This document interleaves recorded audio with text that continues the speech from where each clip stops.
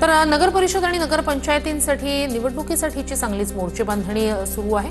पाहूया त्या संदर्भातल्या बातम्या। बारामती नगर परिषदेच्या कार्यालयात कार्यकर्त्यांचा गोंधळ। वेळ संपायच्या आधी उमेदवारी अर्ज दाखल करण्यासाठी आले उमेदवार पण वेळ संपल्याने उमेदवारांना पोलिसांनी रोखलं। कार्यकर्ते आणि पोलिसांच्यात शाब्दिक बाचाबाची। बारामती नगरपालिकेच्या निवडणुकीत पुन्हा काका विरुद्ध पुतण्या अशी लढाई होण्याची शक्यता। राष्ट्रवादी शरदचंद्र पवार पक्ष आणि राष्ट्रवादी काँग्रेस अजित पवार पक्ष आमने सामने। सांगोला नगरपालिकेत माजी आमदार शहाजीबापू पाटील यांच्या विरोधात सर्वपक्षीय एकवटले। शिंदे सेनेविरोधात भाजप, शेकाप, काँग्रेस, राष्ट्रवादी, उबाठा गटाची युती।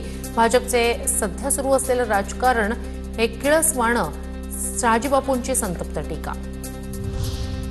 अंबरनाथमध्ये उमेदवारी अर्ज भरण्यासाठी भाजपचं शक्ती प्रदर्शन। नगराध्यक्षपदासाठी तेजश्री करंजुले यांचा अर्ज। दुसरीकडे शिंदेंच्या सेनेकडून मनीषा वाळेकर रिंगणात। वरणगावात केंद्रीय राज्यमंत्री रक्षा खडसेंची प्रतिष्ठापणाला भाजपमध्ये बंडखोरी। माजी नगराध्यक्ष सुनील काळे यांनी दाखल केला उमेदवारी अर्ज, तर रक्षा खडसेंच्या उपस्थितीत भाजपच्या श्यामल झांबरे यांचाही अध्यक्षपदासाठी अर्ज।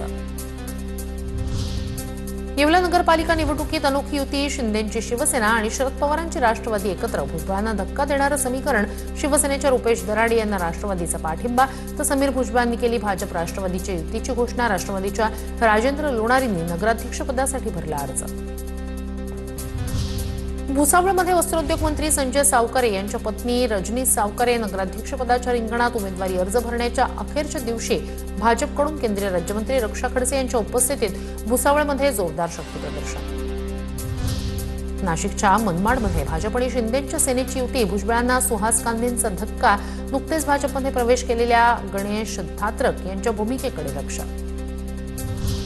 नाशिकच्या भगूर नगर परिषदेसाठी भाजप आणि अजित पवारांची राष्ट्रवादी एकत्र। शिंदेंच्या सेनेकडून विजय करंजकरांचा शक्ती प्रदर्शन करत अर्ज दाखल। शिवसेनेची अवहेलना करणाऱ्यांना ताकद दाखवून देऊ, करंजकरांचा विश्वास।